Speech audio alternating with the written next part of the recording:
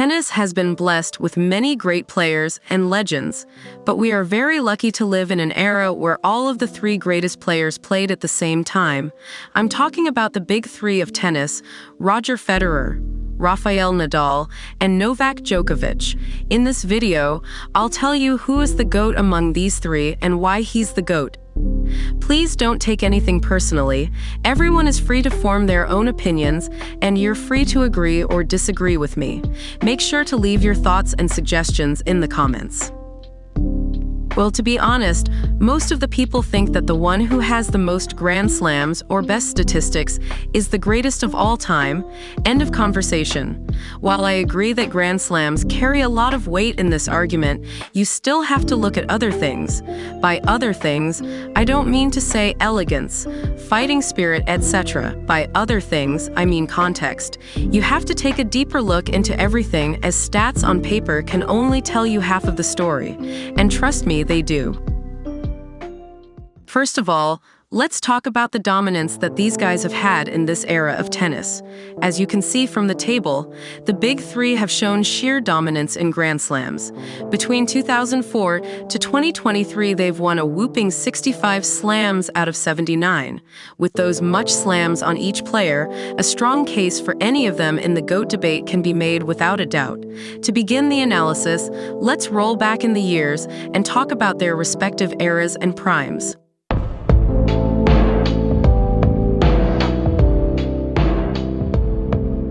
Roger Federer shook the entire world after dethroning the Wimbledon king Pete Sampras in 2001.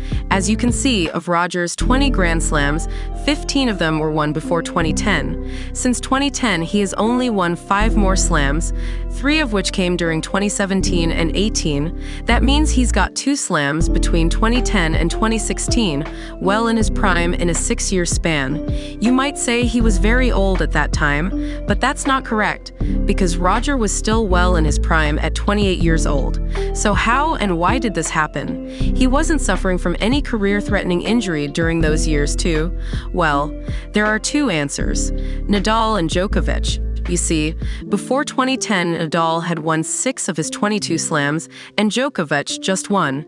Now, between 2010 and 2020, Djokovic leads with 16, Nadal second with 14, and Federer third with only 5.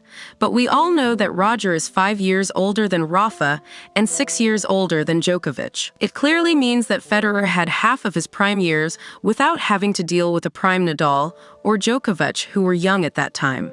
To make you believe in this, here are some of the opponents Federer had to play in Grand Slams before 2010. Philippoussis, Safin, Roddick 4 times, Hewitt, Agassi, Baghdatis, Fernando Gonzalez, Soderling. But he only faced a young Djokovic once and a young Nadal 7 times, winning only twice.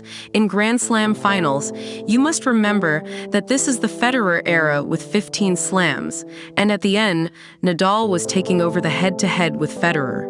This is where the rivalry of Federer-Nadal had started, and as soon as it started looking like no one would be there to stop Nadal, there came one man. His name was Novak Djokovic.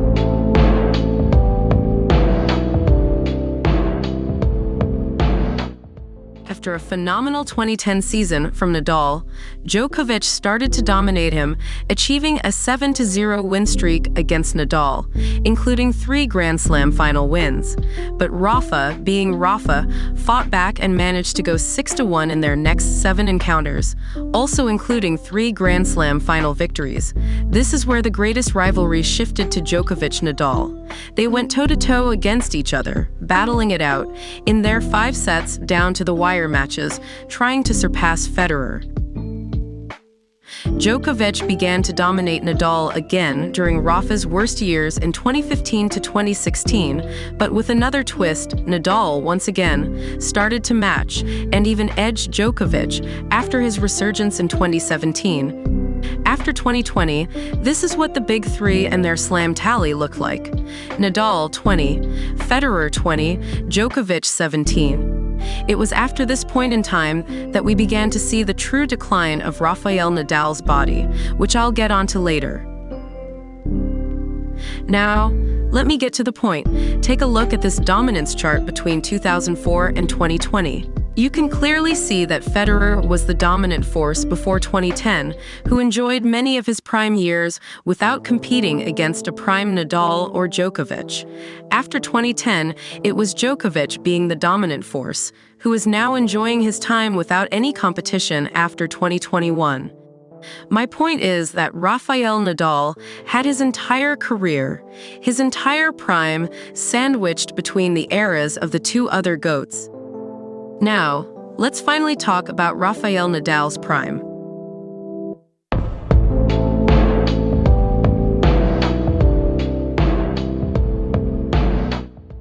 During Nadal's prime, which was between 2008 to 2014, he ruled the sport in the most competitive era tennis has ever seen, which included players like Prime Verdasco, Berdych, Wawrinka, Murray, Federer, Djokovic, etc.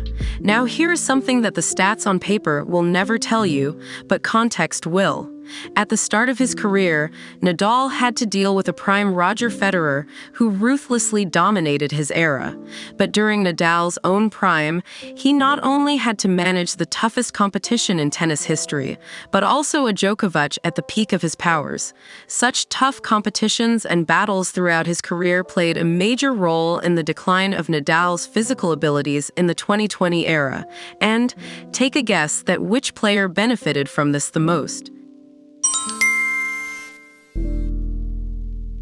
To strengthen my argument, take a look at this comparison between the Big Three and their Grand Slam final opponents in different stages of their careers. It shows very clearly how Federer has benefited from the lack of competition in the early stages of his career, and Djokovic in the latter stages. But the point here is that Nadal never got the opportunity to take advantage of a weak era due to his prime being sandwiched between the primes of the other two. One very common argument used against Nadal are his overwhelming achievements on the clay. Well, let me tell you, Nadal has actually won 8 Grand Slams excluding clay, which would already make him a true legend of our sport, but his inhuman abilities on clay should really add to his GOAT status instead of demeaning it. He is also just the third man to get the double career Grand Slam. First of all, Roland Garros is for a fact the hardest Grand Slam to win in this sport. Moreover, clay is the surface which demands the most physical performance from players, but that is a topic for another video. To be honest, Nadal's dominance on clay is so immaculate that it makes his achievements on other surfaces seem irrelevant, and every single person is aware of this fact deep down. I mean, the fact that this guy has made entire fan bases hate an entire surface just tells you how his achievements on clay will never be repeated again, and the fact that people use it to diminish him is beyond me. So with that, the analysis is done. Now it is completely your decision to choose your GOAT. You can base it off of elegance, fighting spirit, blind statistics, or whatever you wish. It is up to you. But what makes Nadal the greatest player of all time is the fact that he had to battle through 2 reigns of 2 of the greatest players of all times, and somehow he has managed to collect 22 Grand Slams, more than Roger, and only 2 behind Novak. If you think about it, Novak will probably sit with the most slams, but the fact that Nadal got so close, despite all of the injuries and the other facts I presented to you, is a true testament to his greatness, and it is something that the spreadsheets and stats on paper will never tell you, but context will. So that's my opinion. Please let me know what you think down below, and subscribe if you are a fan of the Big Three.